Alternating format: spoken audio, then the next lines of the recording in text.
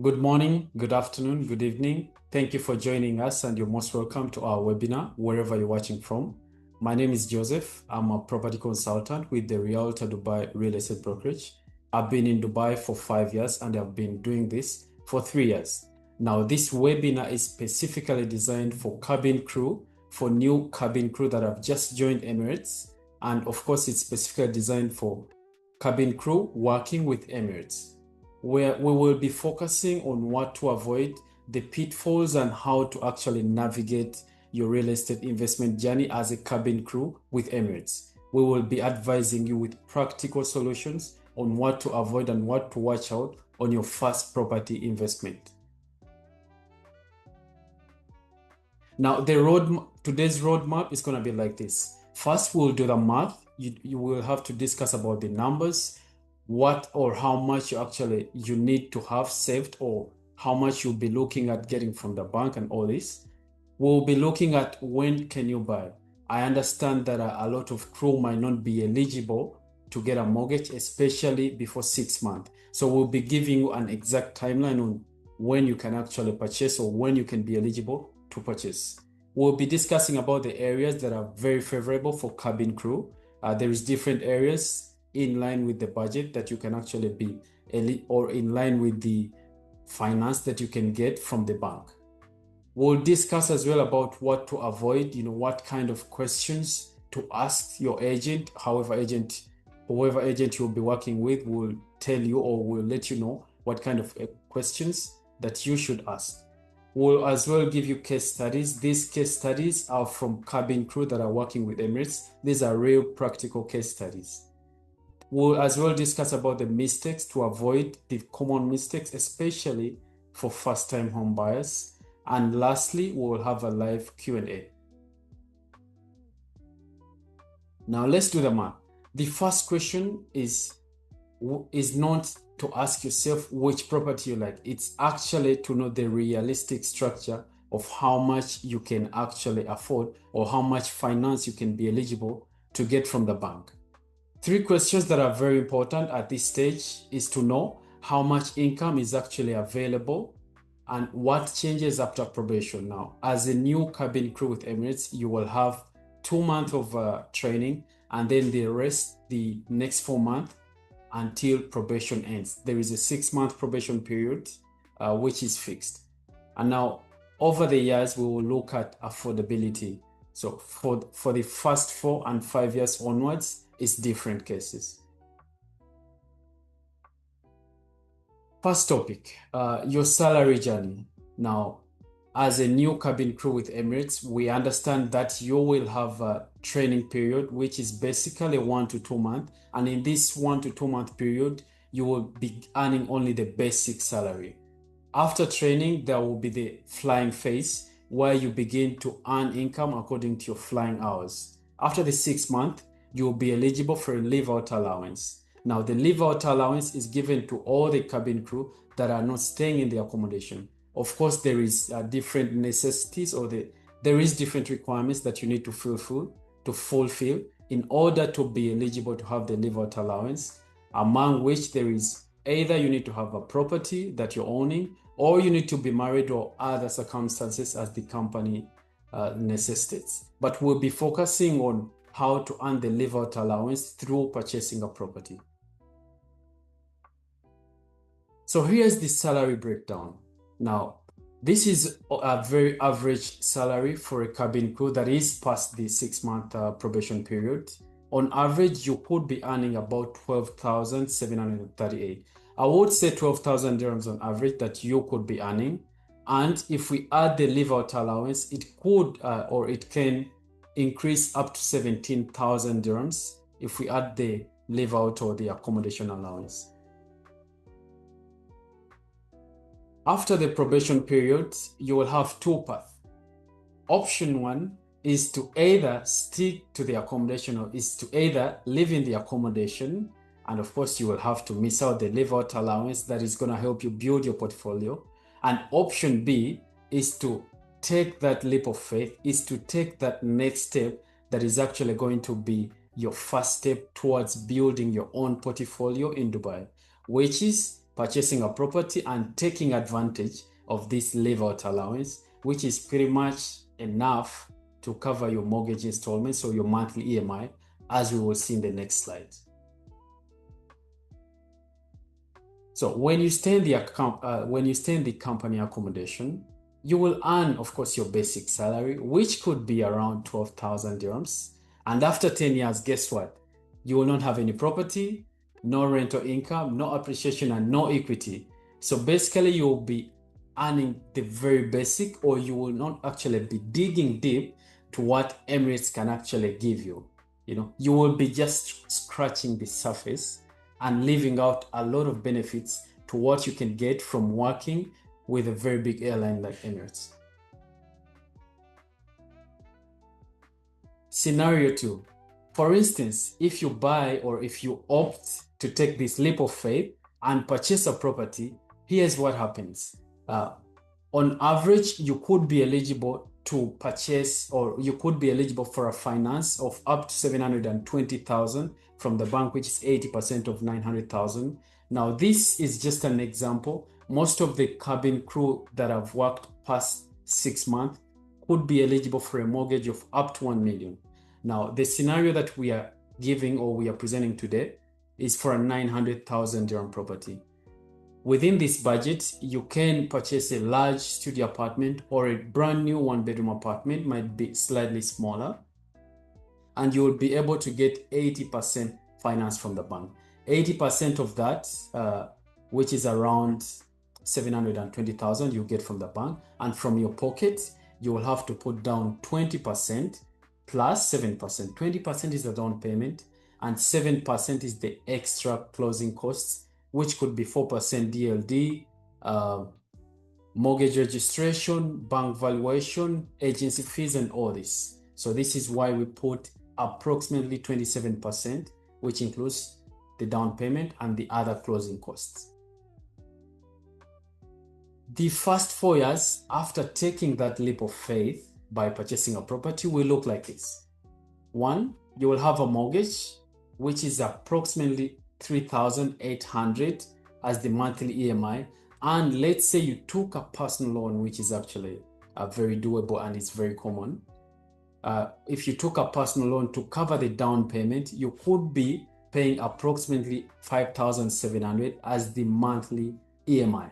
Now, remember, you are getting already the live-out allowance from Emirates, which is approximately 5,255, meaning from your pocket, you'll be paying only 4,245 dirhams. Now, this states that Emirates, so the live-out allowance that you're getting from Emirates is actually paying for more than 60% of your monthly EMI, which is really, really good. From year 5 onwards, the picture starts to change. Usually the personal loan period will be up to a maximum of 5 years repayment.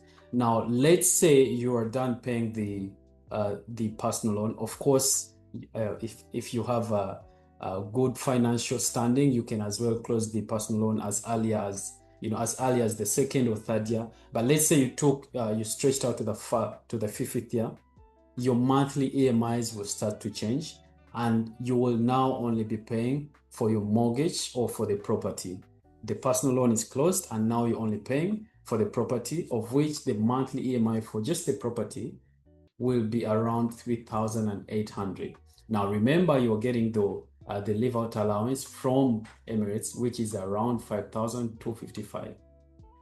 Guess what? You are saving, or you have net your pocket approximately 1,450 as leftover every month. Now, you can use this to cater, for example, for the service charges, for any extra, for the dawa bills, and anything extra that you would like to cater for. But Emirates live-out allowance is taking care of your monthly EMI 100%, and you still have a balance left in your pocket. Very important to discuss. When can you buy? Can you buy in the probation period? Of course not. Can you buy in the training period? Of course not. Now, we'll skip to to when you can be eligible, or we would advise you to start looking at purchasing at the moment you are eligible for leave-out allowance. The moment that you can be eligible for the leave-out allowance is the moment you should actually start drawing a plan of purchasing a property in Dubai. Very important to know, I have served a lot of cabin crew clients, and of course, each of us, or for all of us that stay in Dubai, we have different fantasies of places that we would like to purchase and all this. But these are the common areas, especially for a cabin crew that is eligible for a 900 or 1 million dirham eligibility finance from the bank. These are the areas that you could be looking at. Very good areas. They also have really good returns, and of course they have competitive advantages. This is why we added them to this webinar. So when you're looking at the areas that you should consider, you also need to ask very important questions. It's not just about the area, but it's also about what comes with the area. For example, if you're purchasing, for example, in JVC, you need to know, are you looking to buy for investment? How much your budget is. Of course, JVC gives a lot of options within different budget. How long you plan to keep the property. Usually, a lot of the clients that I've served have a maximum, or I would say a minimum period of at least 5 years. Most of them, when they come to purchase with us, they are looking at keeping the property or holding the property for around 5 years onwards. Also, this is really good because within this period, if you're renting out the property, you will have gained substantial rental income, and of course you will have got some good appreciation with the property. This is why usually we advise the clients to not try to time the market or try to come in and exit early. Don't try to enter and exit early, because by this time, unless you really got a very good deal, but it will be very important that you enter at the right time, and of course keep the property for some time to realize some appreciation if you're renting out, to at least get some rental gains before you exit. Very important questions, of course, to understand is what makes an area a good investment. You need to consider the rental demand. Now, it doesn't matter whether you're looking to live in the property, you should also consider, in case you moved out to, let's say, bigger property, in case you move back home, in case you resigned, you need to know how the rental demand is. It's very important to know the rental demand of an area, because this rental demand, in case you lost your job or you resigned, or whatever factors life brings to you, you need to understand, you need to know the rental gains, because they could help you facilitate or pay for the monthly EMI for the mortgage. You need to understand, of course, the growing population. How much is the projected population in these areas, the upcoming infrastructure. This includes new roads, expansions, metro, and all this. Reputable developer, you need to understand the reputable developers that are in the location, because good developers or good projects from reputable developers usually tend to have higher appreciation and higher rental gains than developers that are not known in the market. The road connectivity is very important, because this determines what kind of tenants that are going to come in this area. Usually tenants prefer to not have long driving hours to their workplaces. The schools, hospitals, retails, and all this is some of the factors that you need to consider before purchasing a property, or these are the factors that affect the area beyond just the property. Here are some of the suggested communities for crew profile. I'm an investor myself, so I put my money in Aljan, and my property is doing really amazing.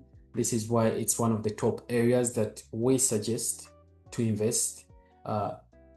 Some of the reasons why we suggest is, of course, the affordable entry prices. The yields are pretty good. You can get at least 6 to 8%, depending on very many factors, whether how many checks you're getting as a landlord. Usually, the more the checks, the higher the rent that a landlord can collect from the tenant. So Aljan is very good. Also, it's very stable in terms of short-term rentals because of Miracle Gardens and Dubai Butterfly Gardens that are just next door. Dubai South is an emerging area where Emirates will definitely be shifting their operations from. It's an area that you need to look in, especially when you go there now. You're going to purchase at very little or at an entry price level. And if you're looking to hold for at least 5 years and above, it's going to be, your investment will make a lot of sense in the future. JVC, this is a mature rental market which provides multiple options for you to choose from. It has strong occupancy, and of course, it is the area that has been topping the transactions, both rentals and sales around Dubai. Dubai production city, entry-level pricing as well, and attractive rental returns. Lesser service charges as well, which increases your net profit as an owner. Dubai Land, DLRC. This is in Dubai Land as well. It's a Dubai Land Residence Complex. It's an emerging area as well with lots of reputable developers targeting the area, and the future in this location is really amazing. They are expanding the roads. The reputable developers are going to be handing over their projects very soon, and competitively priced as well, and not very far from both DXB Airport and Al Maktoum Airport, which is the future operations airport for Emirates. Model City is another location with spacious layouts and family-friendly environment. Here is what you need to look out for and what to avoid. Of course, when you're purchasing, you need to have that extra eye. You need to have that keen eye of knowing what kind of shortfalls that you need to avoid. You need to look out for good developers, because good developers, like I earlier explained, good developer projects tend to bring in much more higher rental gains, and of course the appreciation of properties from reputable developers is much higher than the new ones. You need to look out for well-managed buildings. It's very important. When you know what you see at the lobby usually or at the reception tells you a big story about the overall maintenance of the building. So look out at the lobbies, how it looks like, the kind of smell that is there. It might be something that you might think is minor, but it's very important to notice these small impressions. The service charges need to be reasonable, because as an investor, you need to understand how much you're getting net in your pocket. And of course, the service charges affect the net profit that you're getting, both as an investor, as an end user as well. It affects your payments. Usually the service charges, depending on the developer, they could be paid yearly or quarterly. So all this, you need to understand how much is being charged per square foot for you to realize or to understand your net profit. The occupancy rates of the building and the area as an overall is very important to understand it. The functional layouts, some of the layouts are old and outdated, so you need to also understand what are the trendy layouts. Of course, there is no right or wrong in the kind of layouts, because each client will prefer different kind of layouts, but in overall, we know that some layouts or certain layouts are outdated in Dubai. So do not fall in this trap of buying an outdated layout, because it will be quite harder to resell, and of course to rent out, it might give you smaller rental gains. The lighting is very important. A lot of people prefer natural light coming into the apartment than the darker apartments. The finishing should be superb, and of course the daily amenities and close to a lot of facilities is something that you need to look out for in the property. What to avoid: choosing price over long-term value. A lot of us tend to look at the pricing rather than what you actually get in the long term. It is very important to not just look at the price, but you need to look in the future. How much you can actually resell. The resale value of the property is extremely important and not the price that you're purchasing at now. The service charges is something, again, that you don't need to ignore because this will affect your overall profit, both as an end user, as an investor as well. I would actually like to regard all the property purchasers or property investors as investors, because whether you're looking to buy to live in or whether you're looking to buy to rent out, you are an investor. So service charges is something that you need to look at. The management quality is not something that you, of course, need to overlook. Compromising on the layout functionality and buying without checking the daily convenience is very important. You don't need to overlook at these factors. They might look small or they might look minor when you're looking, but in the very end, these will affect a lot of things in the future, which could include the price at which you're going to resell the property and, of course, the rental gains that you might get.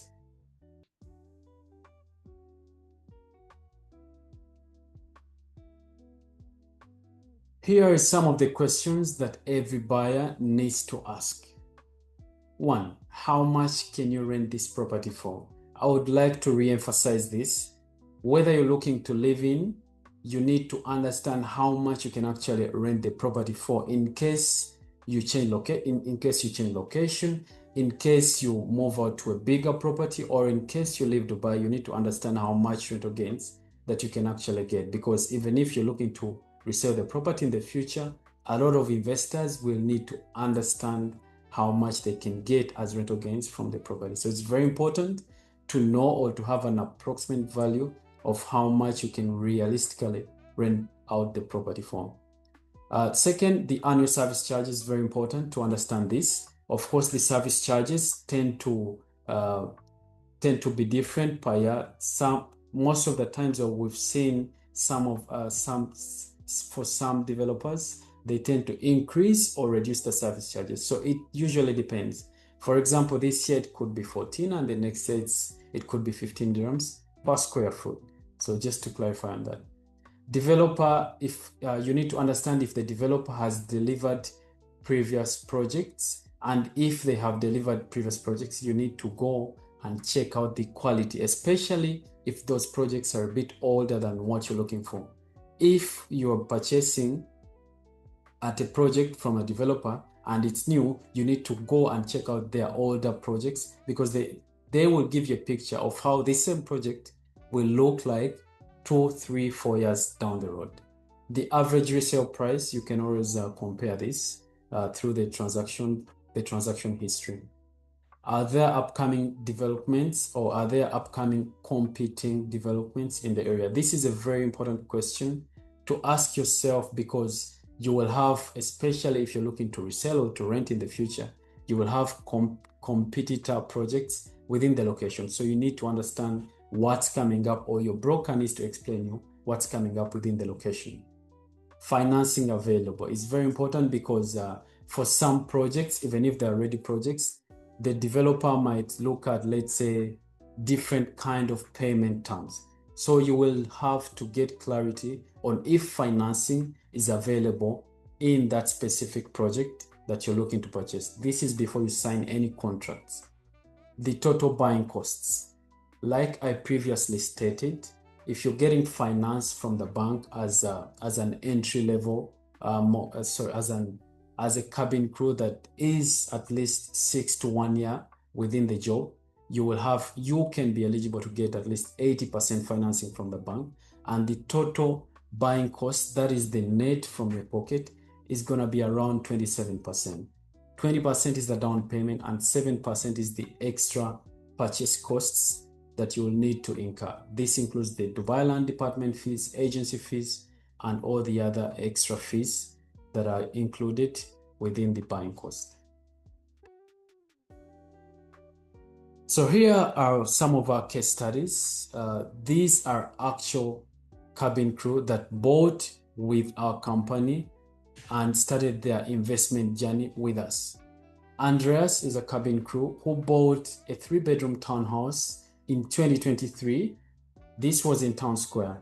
And then fast forward, her second purchase is now a studio apartment, which she is looking to rent out for rental gains. The next case study for our client is Giorgio. Giorgio is as well a cabin crew who has sold, bought, and then sold again with our company. And we have helped him exit at least a 20% profit in less than 1 year. Now, the reason that we are giving you these case studies is to understand that whether you're still flying or whether you are considering of, let's say, resigning in the next 2 or 3 years, you need to start building your investment portfolio. And it is not really expensive as some of you might think. You just need to plan really well, and we can help you enter and exit the market at a very good profit, like we've done for these case studies. These are still flying, and for both of these case studies, these clients of ours are still flying with Emirates, and they have, of course, managed to build their investment portfolio. Giorgio specifically is one who buys, holds, and then exits the market at really good prices. Like you've seen, 3 transactions already, and we are already looking for the 4th property that we want to buy. So all this has helped him make much more, make income on the side. Some of the common first-time buyer mistakes. Number 1, timing mistakes. I understand that a lot of crew do not spend that much time in Dubai. Now, when they finally make the decision of purchasing a property, they tend to wait too long for the perfect time. And this could be because of what their friends are telling them and a lot of things. Do not wait too long, because the perfect time is not going to come. You just need to make a decision, align or get in touch with the best brokers, of course, which will be us, and start your investment journey. Second is not getting a mortgage pre-approval first. It's very important to have the pre-approval before you go for any viewings. Reason is the mortgage pre-approval helps you in negotiations. Most of the sellers will look at you as a serious buyer rather than someone who is just looking around or window shopping. You need to have your pre-approval ready, because it's going to help you in the negotiations, and of course it will help you understand what is the actual financing that you will be able to get from the bank. Buying emotionally instead of strategically. I've faced this a couple of times with my clients who fell in love with properties but they never made sense when you look at the numbers. So you need to not just buy emotionally, but logically. You need to run down the numbers like I earlier explained, the rental gains, the service charges, how much can actually be the resale value of this property. Yes, you could be loving the shiny part of the property or the location and all this, but you need to run down the numbers so that you don't invest emotionally, rather with logical numbers. Some of the money mistakes you shouldn't underestimate as a new buyer includes underestimating the purchase costs. You need to have some capital saved or some savings to foot the down payment, or rather you need to be able to be eligible for a personal loan.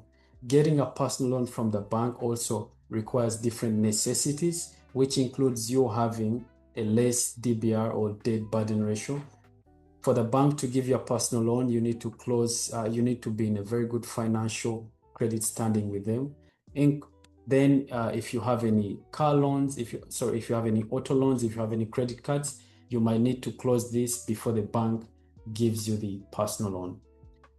Another money mistake that you need to avoid is overlooking the service charges and the maintenance. Service charges can eat up your profit, especially if you are looking to rent out your property immediately. They will eat up your profit if you do not calculate them, or if you do not have a clear understanding of how much they are.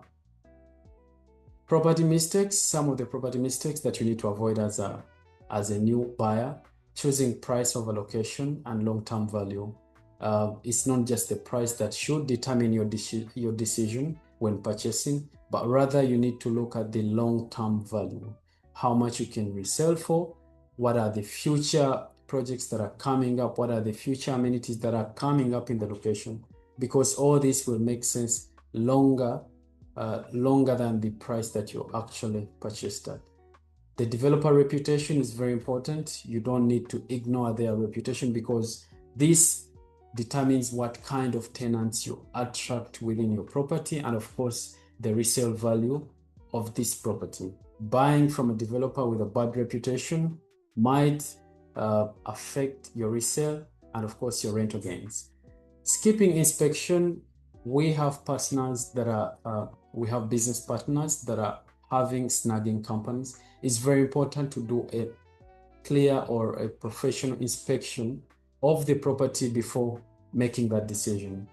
Do not fall into the pitfall of realizing the hidden costs that you're going to incur to fix a property just because you didn't want to pay for a snagging, or just because the property was cheap, you need to actually do a snagging or an inspection to know what are the hidden costs that you need to have or to go into to fix the property.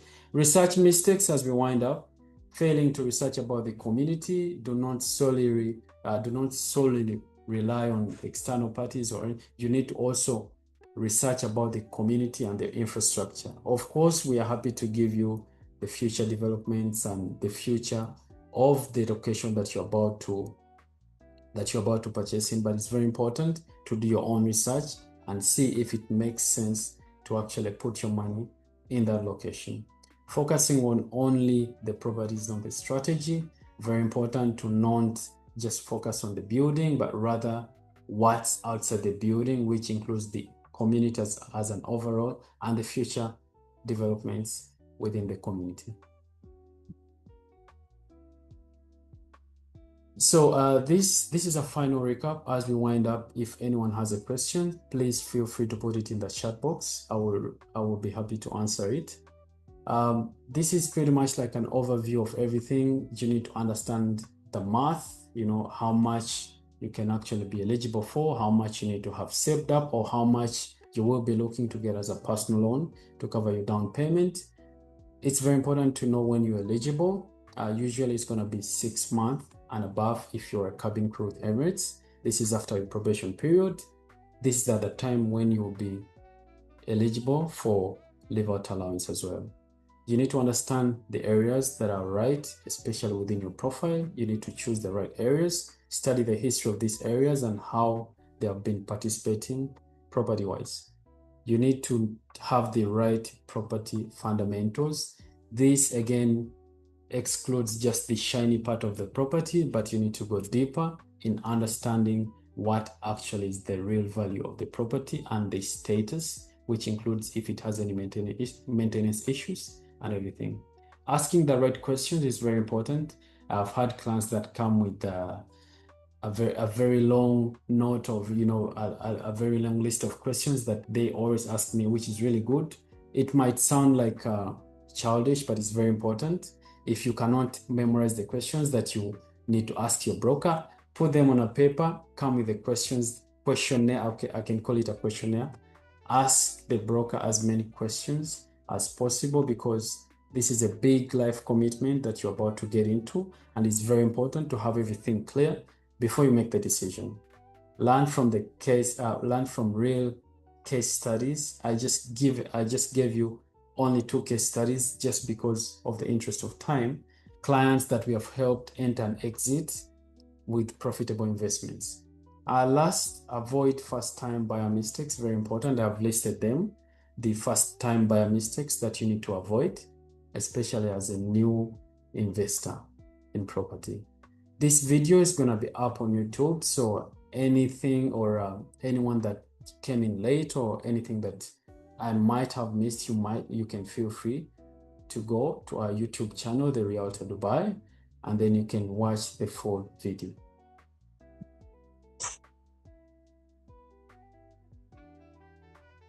Now, here is the last part of our webinar.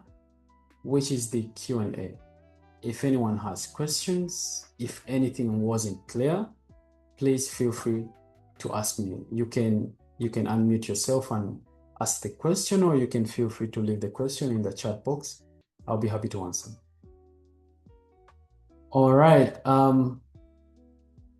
This brings us to the end of our webinar. Thank you very much for joining. It's been a pleasure speaking to you all. Thank you, and all the best. We're looking forward. Okay. My name is Joseph again. I work with the Realtor Dubai. I've been doing this for 3 years. Alongside me has been Nadia. Feel free to book a free consultation with us. You can scan the QR codes or just our numbers. Both of them or all of them are actually on WhatsApp. So feel free to text us on WhatsApp and we'll be happy to guide you through this property investment journey. Thank you very much. God bless. See you on the next one.